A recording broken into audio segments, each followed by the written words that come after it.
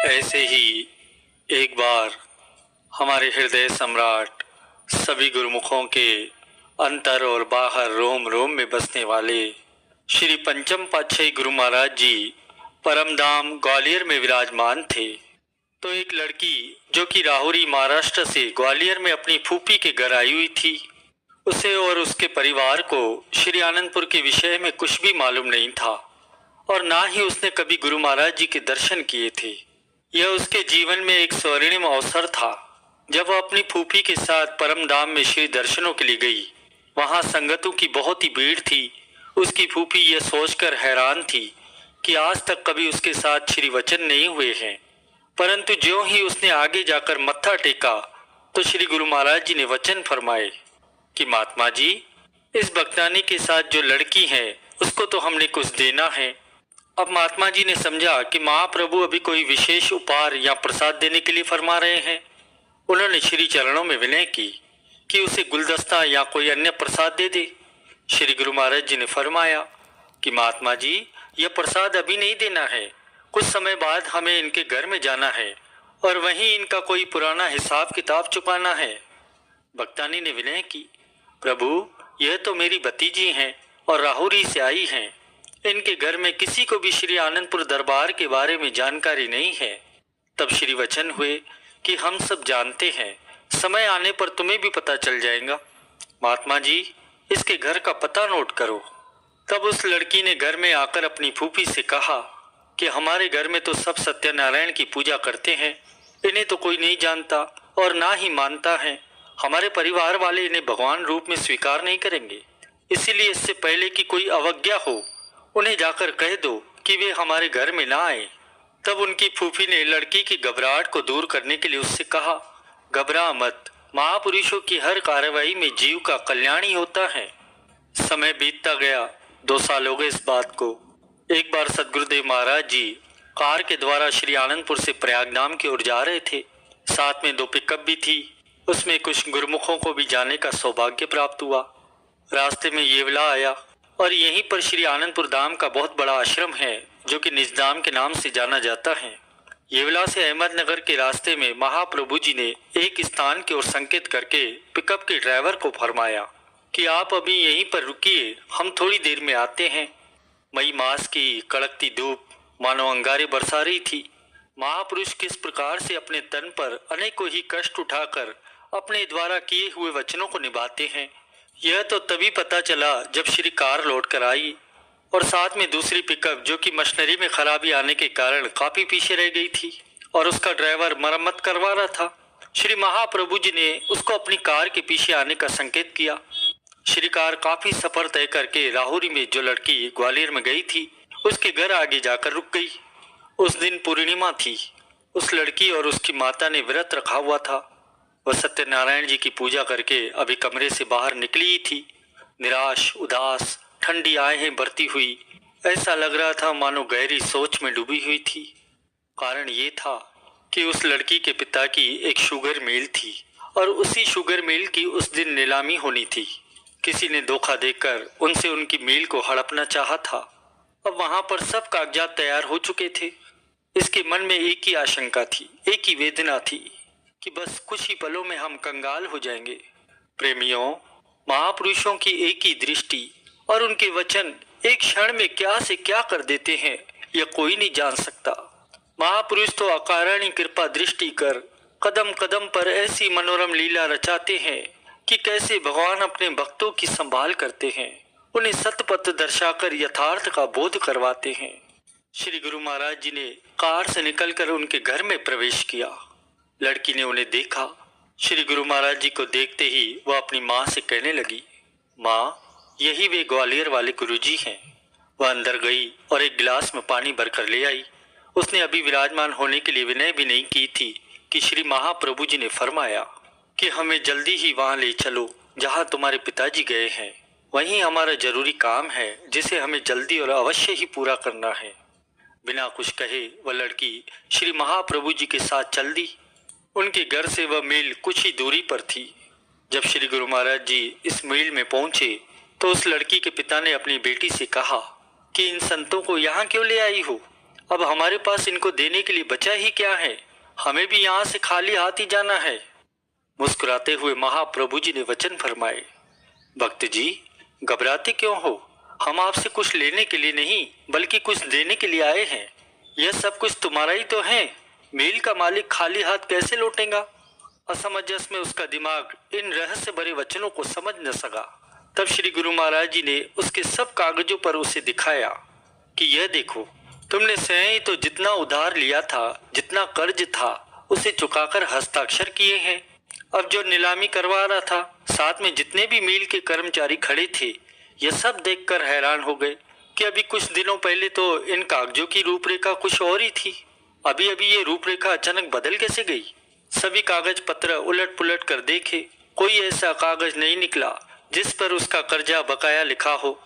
उस लड़की का पिता भी मन ही मन आंखें बंद कर संपूर्ण रहस्य असमर्थ था। उसके कानों में संतों के ये स्वर गूंज रहे थे कि तुम मील के मालिक हो तो खाली हाथ कैसे लौटोगे? देखते ही देखते सभी ने उन कागजों की जांच पड़ताल की और अंत में उसी को ही मालिक स्वीकार किया गया। नीलामी रोक दी गई। तब श्री वचन हुए कि हम जिस काम के लिए आए थे वह पूरा हो गया। वहां पर जितने भी लोग खड़े थे उस दिव्य ज्योति को और इस अलौकिक चमत्कार को देखकर स्तब्ध रह गए। वह लड़की अपने पिता के साथ उन कागजों को समेटकर श्री महाप्रभु जी का धन्यवाद करने लगे। उसके पिता ने सभी कर्मचारियों को बड़ी प्रसन्नता से सबका कार्यभार संभालने का आदेश दे दिया और उनसे कहा कि हमारी अनुपस्थिति में भी पहले की तरह ही कार्यरत रहना।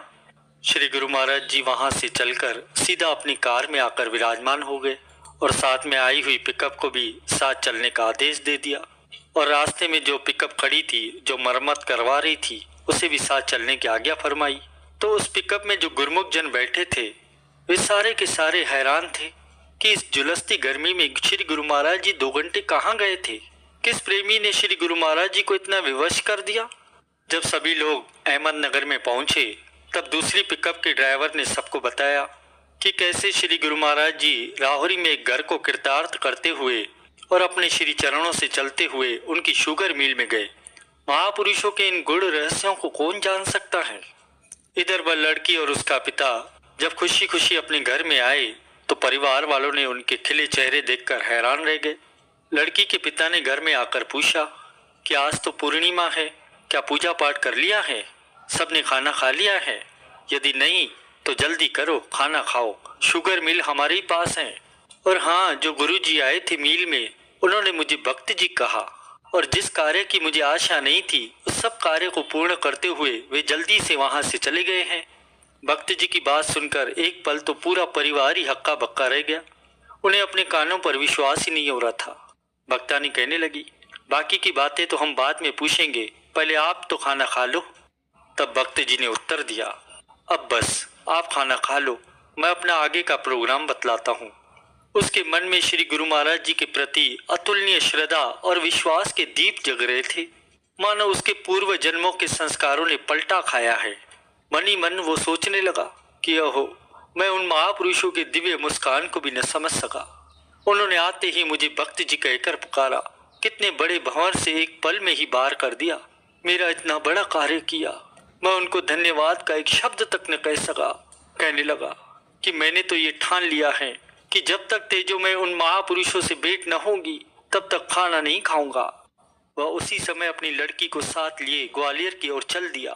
ग्वालियर पहुंचकर अपनी बहन को सारी बातें बताई और उससे श्री महाप्रभु जी के दर्शन करवाने का अनुरोध किया। तब उसकी बहन ने कहा, उस समय तो श्री गुरु महाराज जी परम धाम में श्री दर्शन दे रहे थे, अब मुझे क्या पता उनका प्रोग्राम वहाँ है या नहीं है। वह बहन को साथ लेकर परम धाम आश्रम में गया। परम धाम में पहुंचकर उन्हें मालूम हुआ कि श्री महाप्रभु जी अहमदनगर से होते हुए अब श्री प्रयागधाम की ओर जा रहे हैं। साथ में यह भी मालूम हुआ कि अहमदनगर राहुरी से केवल 1.5 घंटे का ही रास्ता है और अहमदनगर से श्री प्रयागधाम 2.5 घंटे का रास्ता है। आश्रम वालों ने कहा, यदि आप उसी समय वहां से उस तरफ चल देते तो वहीं दर्शन हो जाते थे। इस समय तो श्री गुरु महाराज जी श्री प्रयागधाम में विराजमान हैं। तब महात्मा जी ने उसे अहमदनगर आश्रम का पता दिया और उससे कहा कि वहां पहुंचकर श्री आज्ञा मंगवाना, फिर श्री प्रयागधाम जाना। अब उसके मन में ये दृढ़ संकल्प था कि उसने श्री प्रयागधाम पहुंचना ही है, इसलिए वह पहले अहमदनगर आश्रम में पहुंचा और वहां से श्री प्रयागधाम का पता मालूम कर वहां पहुंच गया। इस तरह से उसे पूरे 7 दिन लग गए। वहां जाते ही उसे मालूम हुआ कि आज सुबह ही श्री गुरु महाराज जी ने पंचगनी के लिए प्रस्थान किया है और आज का दिन पुणे आश्रम में ही विराजमान रहेंगे। यहाँ पर 3 दिन बाद कृपा फरमाएंगे। उसके मन में विचारों का तूफान उमड़ रहा था कि हे भगवान, मैं तो इंसान हूँ, आपने तो अपना चमत्कार दिखा दिया, अब मेरे संकल्प को भी पूर्ण कर दो प्रभु, मुझे दर्शन दो। इधर पुणे में पहुंचकर महाप्रभु जी ने 2 घंटे बाद फरमाया कि महात्मा जी, हमारा श्री प्रयागधाम में बहुत ही जरूरी काम है, इसलिए अभी ही वहां चलना है। इधर भक्त जी की पुकार और उधर भगवान भक्तों का विरत संभालने के लिए श्री प्रयागधाम में पहुंच गए। मधुर हार्न बजाती हुई कार बिना सूचना दिए जब श्री प्रयागधाम पहुंची तो सभी गुरुमुख प्रेमी भागते हुए अंदर सत्संग भवन की तरफ पहुंच गए। श्री महाप्रभु जी को अचानक आया देखकर कोई कहे कि कमाल है और कोई कहे कि प्रभु की महिमा बेमिसाल है। श्री गुरु महाराज जी ने मुस्कुराते हुए और आशीर्वाद देते हुए उस भक्त को अपने पास बुलाया और उससे फरमाया, भक्त जी, कभी हम तुम्हारे पीछे तो कभी तुम हमारे पीछे। यहाँ पहुँचने की इतनी क्या जल्दी थी? हमें तुम्हारे लिए अपना पंचगनी का कार्यक्रम स्थगित करना पड़ा। तब उसने श्री चरणों में विनय की, प्रभु आप भगवान हैं, मैं इंसान हूँ, मैं इन गुण भक्ति के विषयों को नहीं जानता। आपने मेरी अंतरात्मा में जागृति भर दी है। मैं सत्यनारायण भगवान की पूजा करता था, परंतु ऐसा विश्वास नहीं था कि कभी वे आकर मुझे दर्शन देंगे और मेरे संसारिक कार्य के भंवर से मुझे उबारेंगे। आप सत्यनारायण भगवान के रूप में दर्शन देने के लिए आए और मुझे दुख संकट के अंधेरे में भटकने से बचा लिया। प्रभु, मैं उस समय आपको धन्यवाद के 2 शब्द भी अर्पण न कर सका। अब मुझ पर कृपा कीजिए, नाम दीक्षा दीजिए। मेरी यही प्रार्थना है, जैसे इस लोक में स्वयं मेरी सहायता करने पहुंचे हो, इसी प्रकार आप परलोक में भी पार लगा देना प्रभु। आप जी ने मुझे भक्त जी कहकर संबोधित किया है, तो अब मुझे अपना भक्त बना लीजिए प्रभु। तब लड़की ने श्री चरणों में विनय की कि प्रभु, पिताजी ने पिछले 7 दिनों से कुछ नहीं खाया। तभी महाप्रभु जी ने उसी समय उसे भोग प्रसाद दिया और साथ में फरमाया कि यह तुम्हारे पूर्वले जन्म की कोई अड़चन थी, जिससे माया का एक झकोला आया और तुम महापुरुषों की संगति को प्राप्त न कर सके। अब पूर्व पुण्यों के अनुसार संयोग बना है, तो इसका पूर्ण लाभ उठा लो। भजन, सिमरन, सेवा, सत्संग करते हुए जन्म को सखारत बना लो।